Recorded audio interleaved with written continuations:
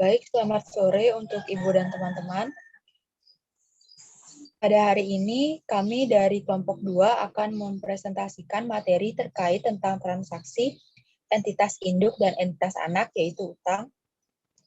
Baik, sebelum kami memulai presentasi, perkenankan kami untuk memperkenalkan anggota dari kelompok kami terlebih dahulu. Yang pertama ada Sayu Anggi Dewi Sapitri dengan NIM 201705133. Yang kedua ada Gede Dito Sanjaya dengan NIM 201705150. Yang ketiga ada Handani Zendrato dengan NIM 201705160.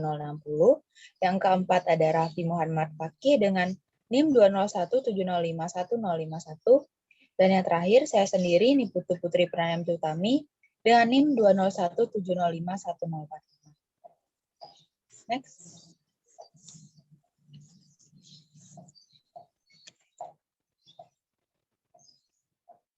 Materi yang akan kami bahas pada hari ini adalah yang pertama, transaksi utang antara entitas induk dan entitas anak. Yang kedua, transaksi pembelian obligasi langsung dari afiliasi. Dan yang ketiga, transaksi pembelian obligasi entitas dari pihak non-afiliasi. Untuk materi pertama akan dijelaskan oleh teman saya. Dipersilakan. Baik, terima kasih atas kesempatannya. Di sini saya akan menjelaskan mengenai materi transaksi utang antara entitas induk dan entitas anak. Next. Salah satu sumber pendanaan entitas anak yaitu diperoleh melalui utang. Untuk mendanai operasinya, entitas anak ini memperoleh pinjaman atau menerbitkan instrumen utang yang dibeli oleh entitas induknya. Next. Seperti halnya dengan transaksi jual beli persediaan di bab 5 atau aset tetap di bab 6, transaksi utang antara entitas induk dan entitas anak ini juga harus dieliminasi dalam rangka penyusunan laporan keuangan konsolidasian. Pinjaman yang diperoleh entitas anak dari entitas induknya dapat mengakibatkan entitas anak mencatat adanya utang. Di sisi lain, entitas induk mencatat adanya piutang. Dari kacamata konsolidasi, utang piutang tersebut haruslah dieliminasi. Hal itu dikarenakan transaksi pembelian pinjaman tersebut terjadi antara entitas induk dan entitas anak yang merupakan satu kesatuan ekonomi. Nah, jika transaksi pembelian pinjaman tersebut memunculkan pendapatan ataupun beban bunga, maka akun tersebut juga harus dieliminasi. Next. Berikut merupakan ilustrasi dari contoh materi ini, di mana ilustrasi berikut dapat memberikan gambaran awal mengenai transaksi utang piutang antara entitas induk dan entitas anak, dan dapat menunjukkan akun apa saja yang terpengaruh oleh transaksi tersebut, sehingga kita dapat memperoleh pemahaman mengenai eliminasi transaksi utang piutang antara entitas induk dan entitas anak.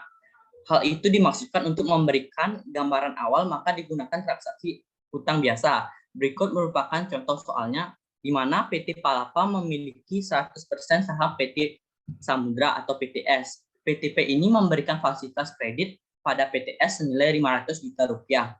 Pada tanggal 1 Juli 2015, pinjaman tersebut jatuh tempo pada tanggal 1 Juli 2016. Dana tersebut akan dipakai oleh PTS untuk membuka lini bisnis yang baru atas pinjaman tersebut.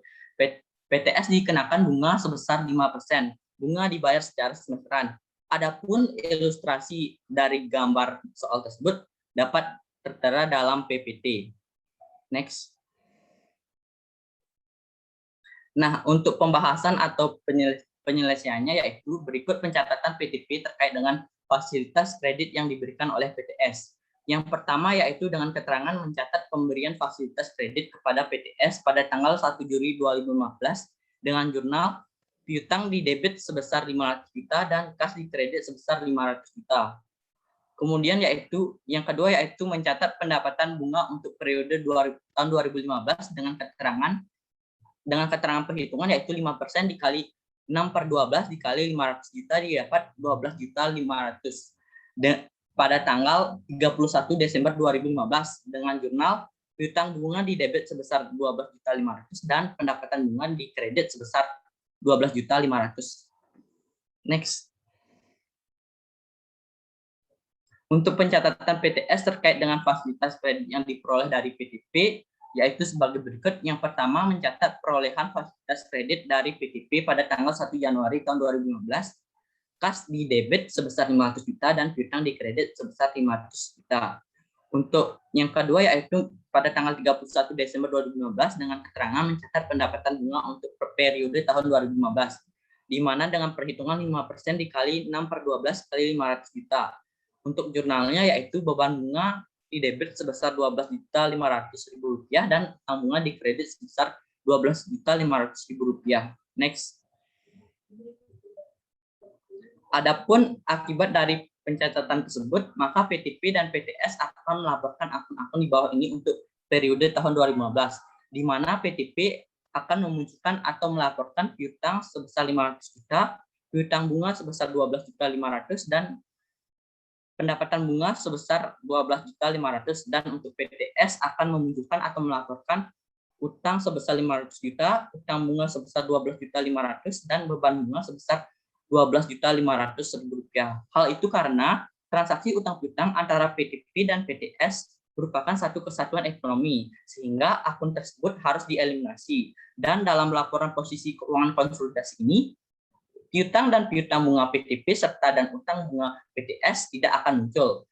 Begitu pula dengan pendapatan bunga pada PTP dan beban bunga pada PTS akan tidak muncul dalam laporan laba rugi komprehensif konsolidasian. Untuk materi selanjutnya akan dijelaskan oleh rekan saya. Terima kasih. Baik, terima kasih atas kesempatannya. Materi selanjutnya yaitu transaksi pembelian obligasi langsung dari afiliasi.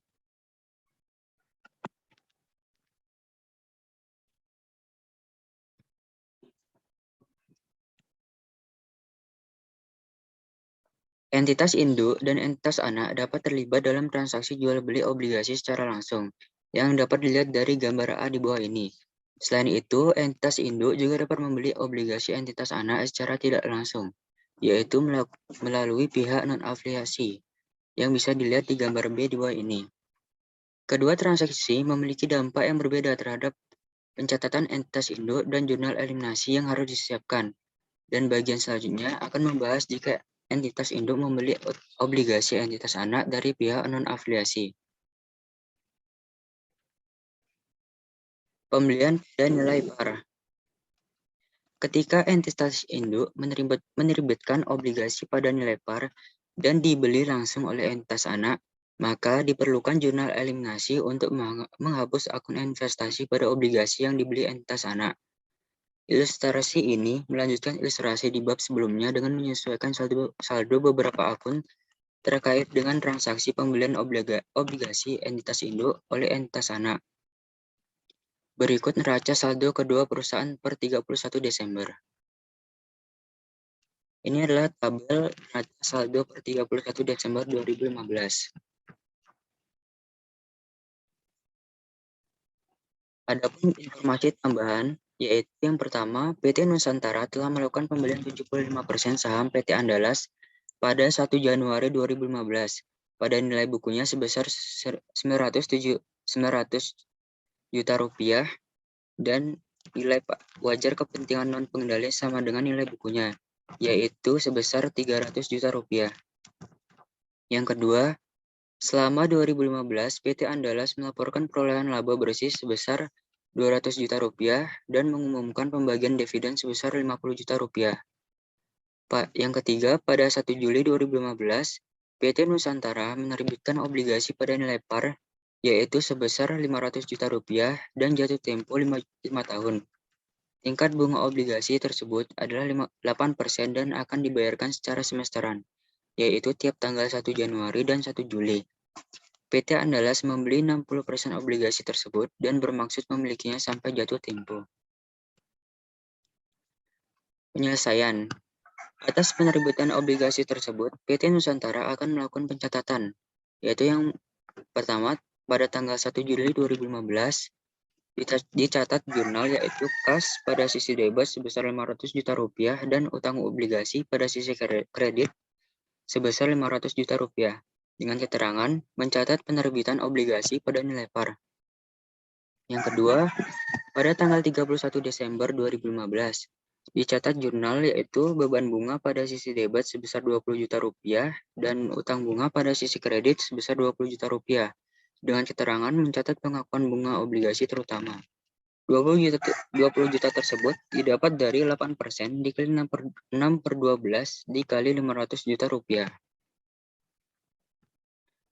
Sedangkan pencatatan PT Andalas terkait dengan pembelian obligasi PT Nusantara. Pada tanggal 1 Juli 2015 dicatat jurnal yaitu investasi pada obligasi pada sisi debit sebesar 300 juta rupiah dan kas pada sisi kredit sebesar 300 juta rupiah. Dengan keterangan mencatat pembelian obligasi PT Nusantara sebesar 60% pada nilai par. Yang kedua, pada tanggal 31 Desember 2015 dicatat jurnal yaitu piutang bunga pada sisi debit sebesar 12 juta rupiah dan pendapatan bunga sebesar pada sisi kredit sebesar 12 juta rupiah. Dengan keterangan mencatat pengakuan piutang bunga obligasi. 12 juta tersebut didapat dari 8% dikali 6/12 dikali 300 juta rupiah. Prosedur konsolidasi tahun pertama 2015. PT Nusantara mencatat investasinya di PT Andalas dengan menggunakan metode ekuitas. Maka pencatatan yang dibuat PT Nusantara selama tahun 2015 adalah sebagai berikut, yaitu pada tanggal 1 Juli 2015 dicatat jurnal investasi pada PT Andalas pada sisi debit sebesar 900 juta rupiah dan kas pada sisi kredit sebesar 900 juta rupiah dengan keterangan mencatat pembelian pada PT Andalas. Pada tanggal 31 Desember 2015 dicatat jurnal yaitu investasi pada PT Andalas pada sisi debit sebesar 150 juta rupiah dan bagian laba atas PT Andalas pada sisi kredit sebesar 150 juta rupiah. Dengan keterangan mencatat bagian PT Nusantara atas laba bersih PT Andalas. 150 juta tersebut didapat dari 200 juta rupiah dikali 75%. Pada tanggal 31 Desember 2015 dicatat lagi jurnal yaitu kas pada sisi debit sebesar Rp37.500.000 dan investasi pada PT Andalas pada sisi kredit sebesar Rp37.500.000 dengan keterangan mencatat bagian PT Nusantara atas dividen PT Andalas. 37.500.000 tersebut didapat dari 50 juta dikali 75%. Jurnal eliminasi pada tahun 2015. Berikut adalah perhitungan nilai aset bersih pada PT Andalas pada bagian PT Nusantara dan kepentingan dan pengendali atas aset bersih tersebut. Bisa dilihat dari tabel berikut ini.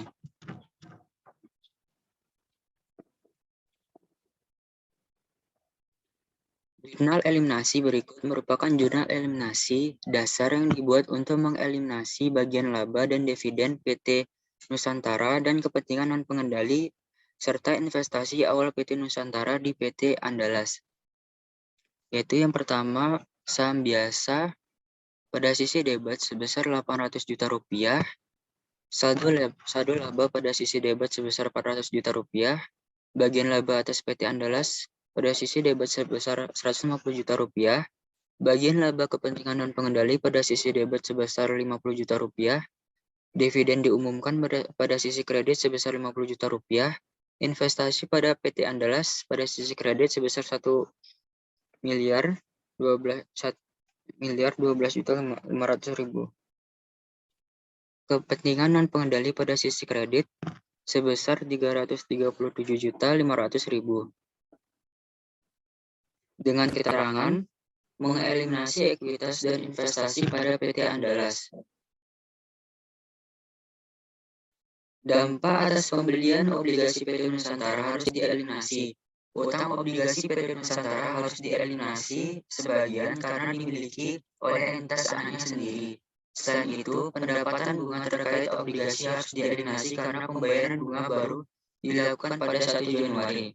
Maka diperlukan jurnal untuk mengeliminasi piutang bunga dan utang bunga sebagai berikut, yaitu yang pertama jurnal utang obligasi pada sisi debit sebesar 300 juta rupiah dan investasi pada obligasi pada sisi kredit sebesar 300 juta rupiah dengan keterangan mengeliminasi utang obligasi PT Nusantara yang dibeli oleh PT Andalas. Yang kedua, catat jurnal pendapatan bunga pada sisi debit sebesar 12 juta rupiah dan beban bunga pada sisi kredit sebesar 12 juta rupiah dengan keterangan mengeliminasi pendapatan bunga dan beban bunga dari obligasi PT Nusantara yang dibeli oleh PT Andalas. Jurnal yang ketiga yaitu utang bunga pada sisi debit sebesar 12 juta rupiah dan piutang bunga pada sisi kredit sebesar 12 juta rupiah dengan keterangan mengeliminasi utang bunga dan piutang bunga dari obligasi PT Nusantara yang dibeli oleh PT Andalas.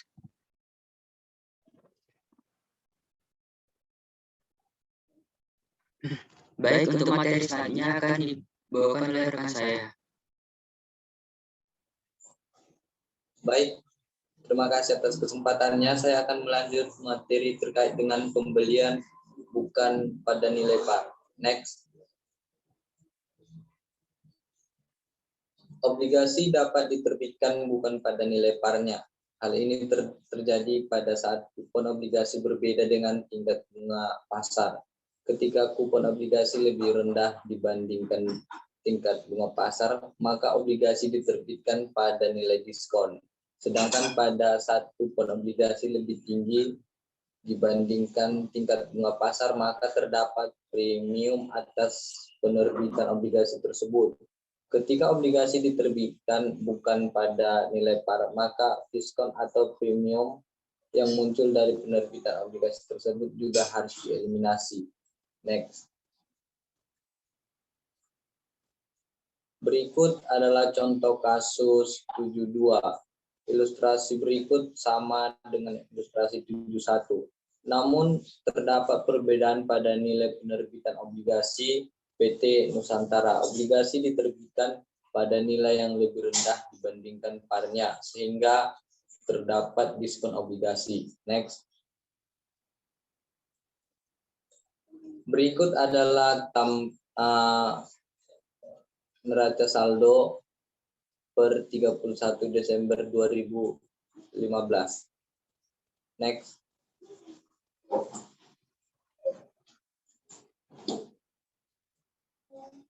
Dapat kita lihat totalnya sebagai berikut. Next.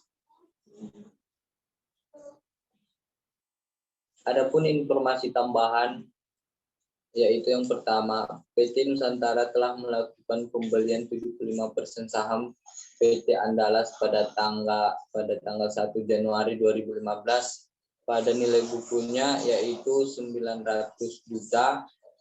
Nilai wajar kepentingan non pengendali sama dengan nilai bukunya sebesar 300 juta.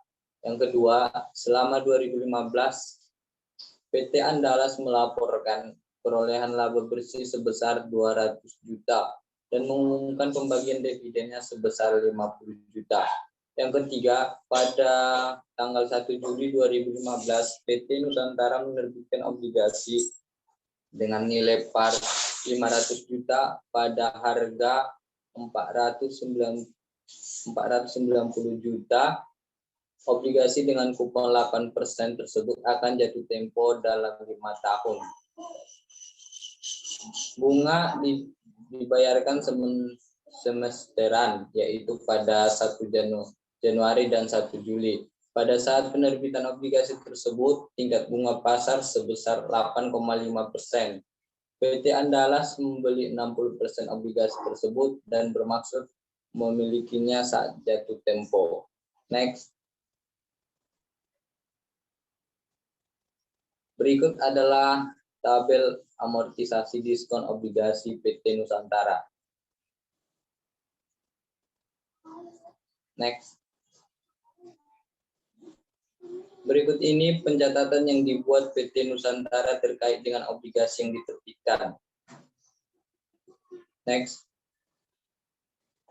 Pada tanggal 1 Juli 2015, Di bagian debit kas 490 juta, diskon obligasi 10 juta, pada utang obligasi 500 juta. Ini mencatat menerima obligasi pada diskon. Pada tanggal 31 Desember 2015, beban bunga sebesar 20.823.314 pada utang bunga sebesar 20 juta dan diskon obligasi 823.314. Ini mencatat pengakuan obligasi dan amortisasi diskon obligasi. Next. Sedangkan pencatatan PT Andalas terkait dengan pembelian obligasi PT Nusantara adalah sebagai berikut. Next.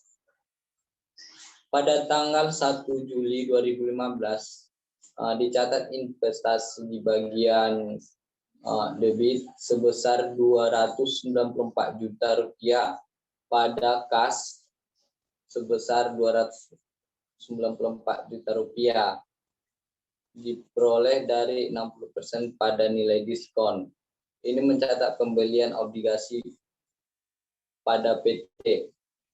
Pada tanggal 31 Desember 2015, dicatat di bagian debit investasi pada obligasi, yaitu 493.989, piutang bunganya 12 juta, pada pendapatan bunga 12.493.989. Ini mencatat pengakuan piutang bunga obligasi dan amortisasi diskon obligasi investasi pada obligasi, yaitu 823.314 dikali 60%. Piutang bunganya diperoleh 20 juta dikali 60%, pendapatan bunganya diperoleh 20.823.314 dikali 60%. Next.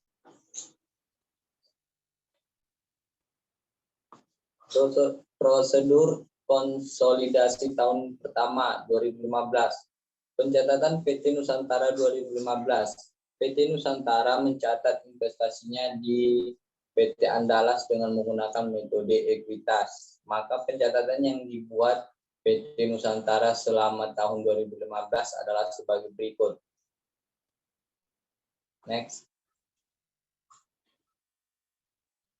Pada tanggal 1 Januari 2015, pada bagian debit investasi pada PT Andalas sebesar 900 juta, di posisi kreditnya adalah kas 900 juta. Ini mencatat pembelian saham PT Andalas. Pada tanggal 31 Desember 2015, dicatat investasi PT Andalas sebesar 150 juta, pada bagian laba PT Andalas 150 juta. Ini mencatat bagian PT Nusantara atas laba bersih PT Andalas, yaitu 200 juta dikali 75%.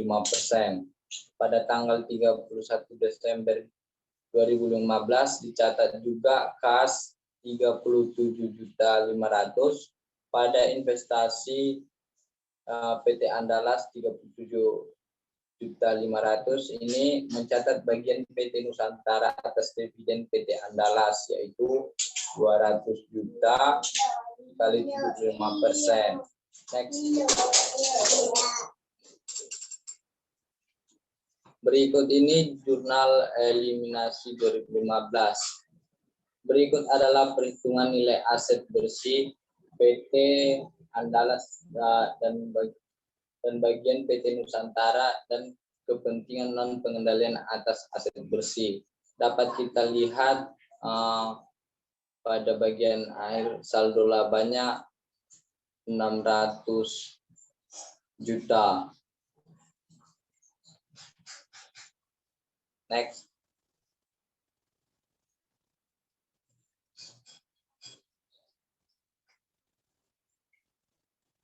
Jurnal eliminasi berikut merupakan jurnal eliminasi dasar yang dibuat untuk mengeliminasi bagian laba dan dividen PT Nusantara dan kepentingan non-pengendalian serta investasi awal PT Nusantara di PT Andalas. Berikut adalah pencatatan mengeliminasi ekuitas dan investasi pada PT Andalas, yaitu saham biasa 800 juta, saldo laba 400 juta, bagian laba atas PT Andalas 150 juta, bagian laba kepentingan non pengendali 50 juta, pada dividen diumumkan 50 juta, investasi pada PT Andalas 1.012.500.000, kepentingan non pengendali 337.500.000. Next. Dampak atas pembelian obligasi PT Nusantara harus dieliminasi. Utang obligasi PT Nusantara harus dieliminasi sebagian karena dimiliki oleh entitas anaknya sendiri. Diskon obligasi yang belum diamortisasi juga harus dieliminasi. Tetapi karena PT Andalas hanya memiliki sebagian obligasi PT Nusantara, maka eliminasi dibuat atas sebagian diskon obligasi. Selain itu, pendapatan bunga dan beban bunga terkait obligasi tersebut juga dieliminasi. Karena pembayaran bunga baru dilakukan pada tanggal 1 Januari, maka diperlukan jurnal untuk mengeliminasi piutang dan utang bunga. Next. Berikut adalah jurnalnya. Yang pertama itu dicatat utang obligasi sebesar 300 juta, pada investasi pada obligasi 294.493.989, dan diskon obligasi 5.506.011. Ini mengeliminasi utang obligasi PT Nusantara yang dibeli oleh PT Andalas sebagai berikut perhitungannya. 500 juta dikali 60%, investasi pada obligasi 490 juta 823.314 kali 60%, dan diskon obligasi itu 176.686 dikali 60%. Jurnal kedua ada pendapatan bunga yaitu sebesar 12.493.989, pada beban bunga sebesar 12.493.989. Ini mengeliminasi pendapatan bunga dan beban bunga dari obligasi PT Nusantara yang dibeli oleh PT Andalas. Yang ketiga ada dicatat utang bunga sebesar 12 juta pada utang bunga 12 juta. Ini mengeliminasi piutang bunga dan utang bunga dari obligasi PT Nusantara yang dibeli oleh PT Andalas, yaitu 20 juta dikali 60%. Next.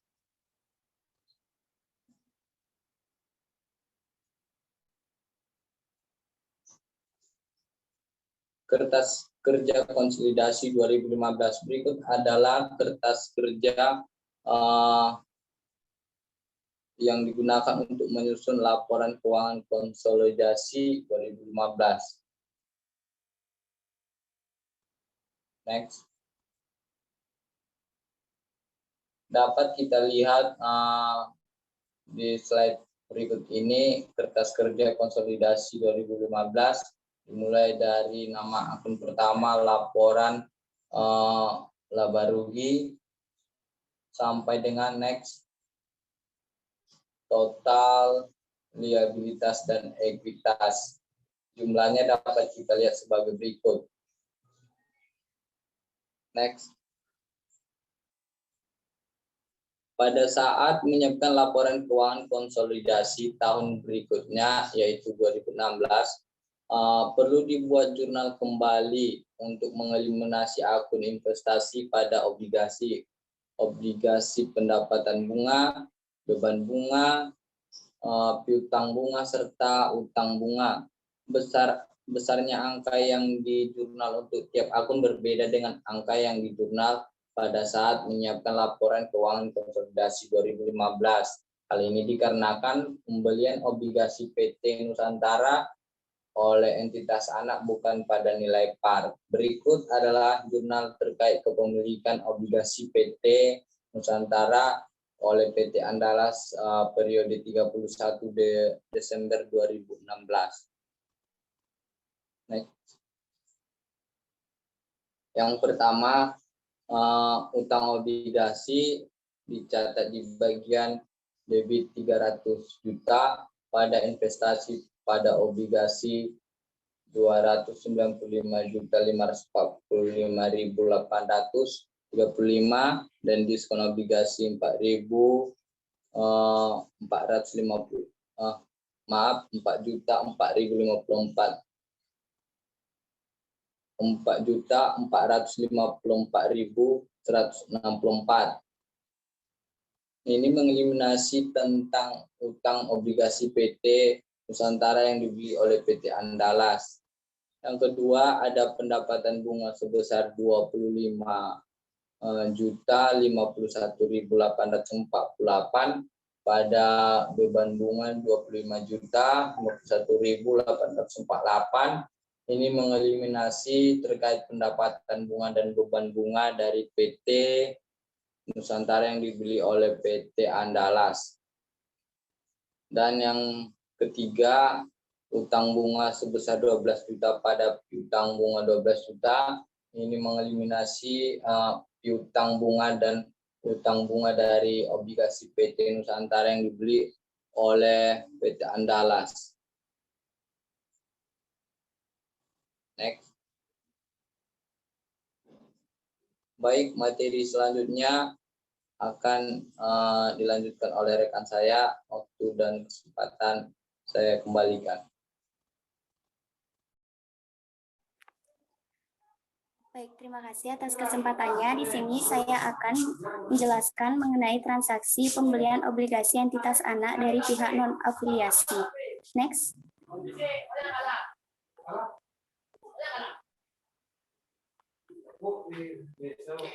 Nah, dalam transaksi ini terdapat dua transaksi, yaitu pembelian dengan harga sama dengan nilai tercatat, dan pembelian dengan harga berbeda dengan nilai tercatat. Next. Adapun contoh kasus di mana transaksi pembelian obligasi entitas anak, yaitu PT Andalas, oleh entitas induknya, yaitu PT Nusantara, dari pihak non-afiliasi, dan dampaknya terhadap penyusunan laporan keuangan konsolidasi. Next. Nah, berikut adalah neraca saldo per 31 Desember dari PT Nusantara dan PT Andalas. Next.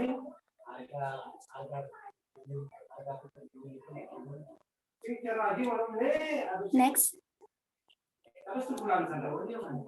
Nah, adapun informasi tambahan yang pertama di mana PT Nusantara telah melakukan pembelian sebesar 75% saham PT Andalas pada tanggal 1 Januari 2015 pada nilai bukunya, yaitu Rp 900 juta rupiah dengan nilai wajar kepentingan pengendalian sama dengan nilai bukunya sebesar 300 juta rupiah.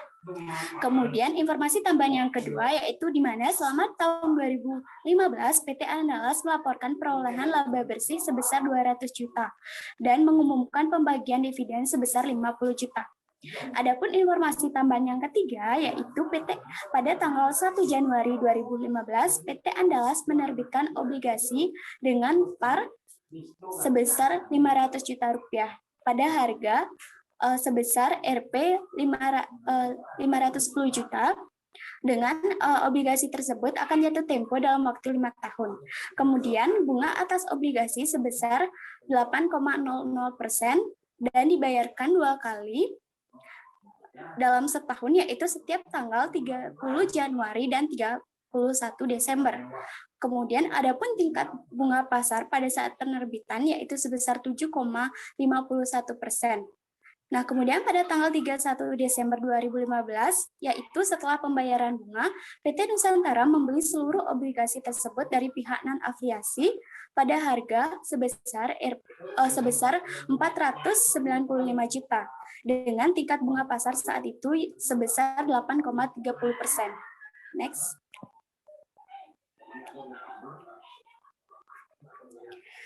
Nah, adapun prosedur konsolidasian pada tahun pertama yaitu tahun 2015.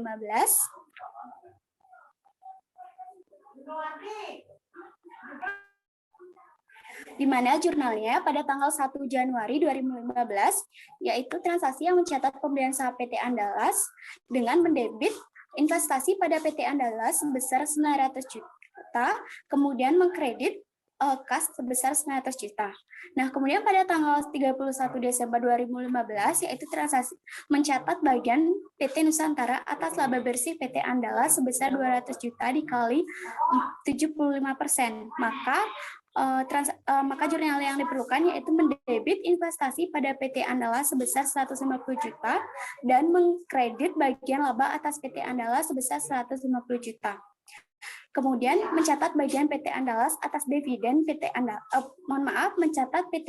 mencatat bagian PT Nusantara atas dividen dari PT Andalas di mana 50 juta dikali 75%, maka jurnal yang diperlukan yaitu dengan mendebit kas sebesar 37.500 dan mengkredit investasi pada PT Andalas sebesar 37.500.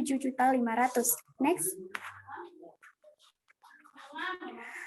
Kemudian transaksi untuk mencatat bagian PT Nusantara atas laba bersih dari PT Andalas yaitu dicari dengan cara 13.283.630 dikali 75%, maka jurnal yang diperlukan yaitu dengan mendebit investasi pada PT Andalas sebesar 9.962.723.000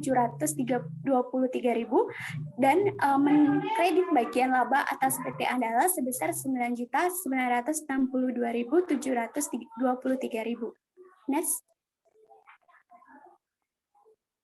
Kemudian selanjutnya kita akan membahas mengenai jurnal eliminasi pada tahun 2015. Next. Baik, selanjutnya akan dijelaskan oleh rekan saya. Baik, saya akan menjelaskan terkait dengan jurnal eliminasi di tahun 2015. Yang sebelumnya, ya. Berikut adalah tabel perhitungan dari jurnal eliminasi di tahun 2015. Bisa kita lihat dalam slide tersebut. Baik, next. Eliminasi yang akan dilakukan di tahun 2015 yang pertama adalah mengeliminasi ekuitas dan investasi pada PT Andalas. Jurnalnya yaitu saham biasa di debit sebesar 800 juta, saldo laba di debit sebesar 400 juta, bagian laba atas PT Andalas di debit sebesar 159.962.723 rupiah, bagian laba kepentingan non-pengendali di debit sejumlah 53.320.907 rupiah, dividen diumumkan di kredit sebesar 50 juta, investasi pada PT Andalas di kredit sebesar 1.022.462.723 rupiah, kepentingan non-pengendali di kredit sebesar 340.820.907 rupiah. Selanjutnya, yaitu jurnal untuk mengeliminasi utang obligasi PT Nusantara yang dibeli oleh PT Andalas dan memunculkan keuntungan penarikan obligasi, yaitu utang obligasi di debit sebesar 500 juta, premium obligasi di debit sebesar 8.283.630 rupiah, investasi pada 5 juta.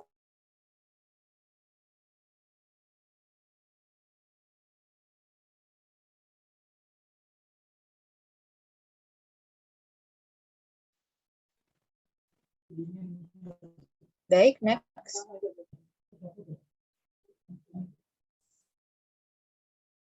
Yang selanjutnya adalah prosedur konsolidasian tahun kedua di tahun 2016. Next.